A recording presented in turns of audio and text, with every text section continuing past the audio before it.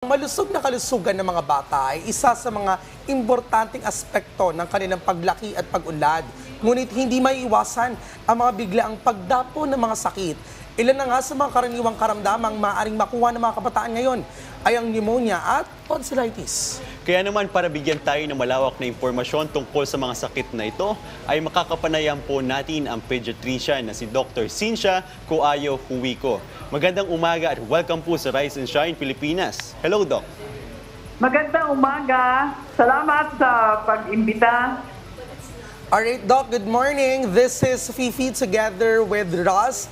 Para po sa Hi, kaalaman... good morning. Good morning, Doc Oh, I like Cynthia. the vibes. Para po sa kaalaman ng ating viewers, ano po ba ang pagkakaiba ng pneumonia at tonsillitis para sa mga bata at matatanda?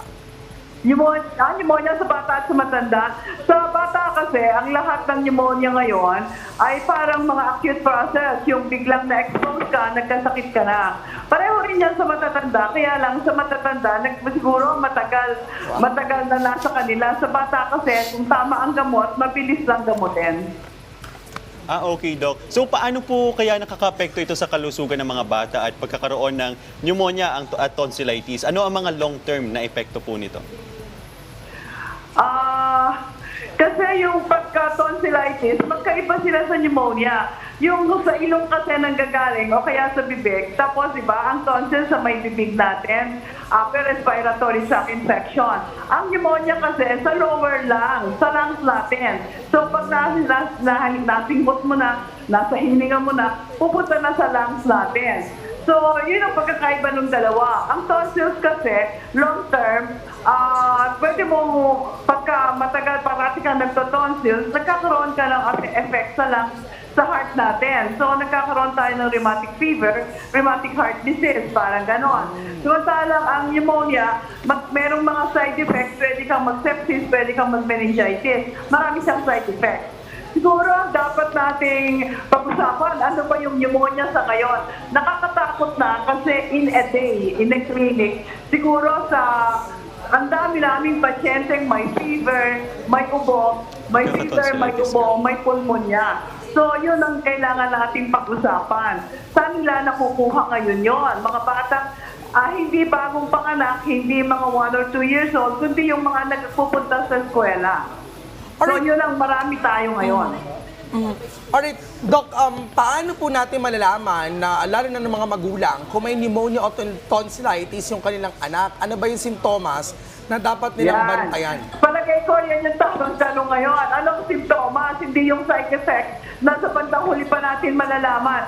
Sintomas Ugali natin po, yan, oo. pagka ang anak nyo may ubo, may sipon, actually, sa sipon nag-umpisa, tapos nag-ubo, tapos nag-fever na po siya, at yung dibdib, parang nahihirapan na siyang huminga, umaalon, ginigising siya ng ubo sa gabi, magplema ang ubo, kabahan na po tayo, baka po siya ay pneumonia. Ang ibig kong sabihin nun, magpatingin na po kayo sa doktor, wag po nating bibigyan ng po ano-anong gamot lang, bigyan mo ng gamot para sa ubo, bigyan mo ng gamot para sa lagnat. Tama rin po naman, pero patingnan na po natin, kasi tayo, for example, this week ngayon, no, ang siguro sa isang clinic day mo, makaka-admit ka ng 4 or 6 na pneumonia. Talagang hirap na silang huminga. At these are usually mga batang pumapasok sa school o yung mga nagkikinderbukol yun. Kasi wag nating papapasukin sa eskwelahan pagka may ganito ng sakit. Kasi hawa-hawa, ang bilis makakawa. Okay po, Doc. So ano naman po, Doc, kaya yung mga pangunahing sanhi ng pneumonia at tonsillitis sa mga bata? Infection po, usually viral infection, but most likely ngayon, mukhang may bacterial infection ang dahilan.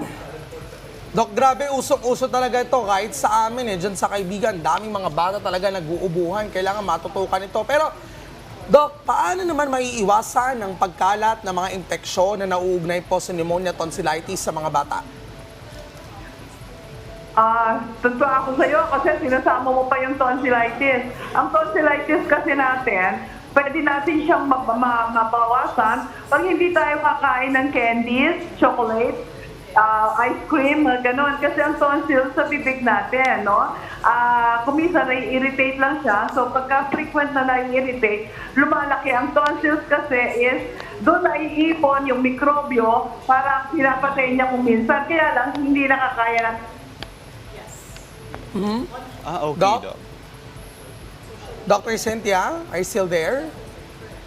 Alright, mukhang naputot po ang linya natin kay Dr. Cynthia, pero subukan po nating balikan siya mamaya.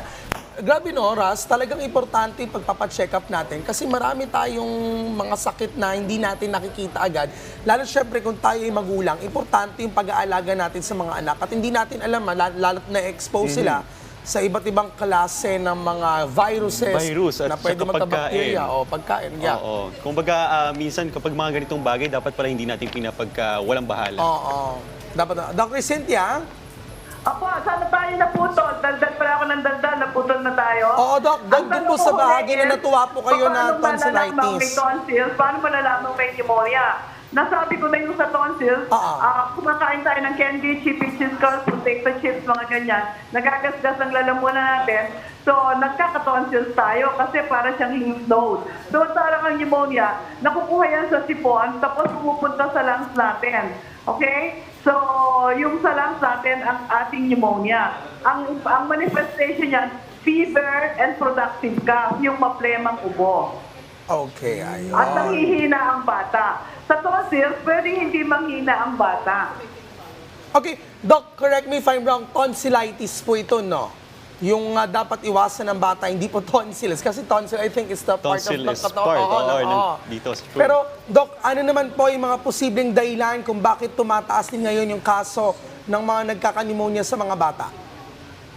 Kasi, bago pumapasok sila sa eskwelahan ngayon, ang panahon natin mainit, malamig. So, hindi mo alam, bigla na lang uulan. Ang mga bata kasi, may mga batang napaka-sensitive sa init at lamig, nagkakasipon at ubo. So, nagkaka-pneumonia na sila. Tapos, kung papasukin pa natin sa school, magkakahawahan sa school, so ang daming nagkaka-pneumonia. Kaya ang bilin ko lang, pagka may sipon na, may ubo, huwag na lang po muna natin papasukin kasi makakawa tayo ng maraming bata. Ayun, paalala na lang po, Doc, sa ating mga kababayan na syempre ay kapag po may naramdaman ng kanilang anak, magandang wag ipagsambawala. Walang bahala. Oo, at dapat Yes. ay mapacheck na sa doktor. Tama po yun. Dapat kung halimbawa na iiba na nararamdaman ng anak ninyo, nagkakaroon siya ng lagnat. Lagnat po ang una. Pangalawa, inuubo na po siya, maplema na yung ubo niya. Pangatlo, hindi na siya makakain. Ay dapat siguro, patingnan na natin sa doktor, kung po muna natin yung nabibili natin sa butika o yung palagay na dati natin ibinibigay. Ngayon pong panahon na ito, the past 10 days, marami kaming pneumonia na na-admit pa po namin kasi lumalala na.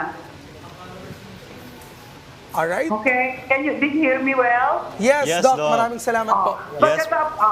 Pagkatapos, hindi dapat, paracetamol lang muna kung nilalagnat. Pero pagka may lagnat, patingnan na natin sa doktor, baka iba na yun. Okay, Doc. Doc, maraming salamat po sa binigay niyong mga impormasyon at kaalaman sa amin, lalo na sa mga magulang nating viewers, patungkol sa sakit na pneumonia at tonsillitis sa mga bata. Doc, muli, nakapanayan po natin ngayong umaga ang pediatrician na si Dr. Cynthia Cuayo Huico. Maraming salamat at ingat po.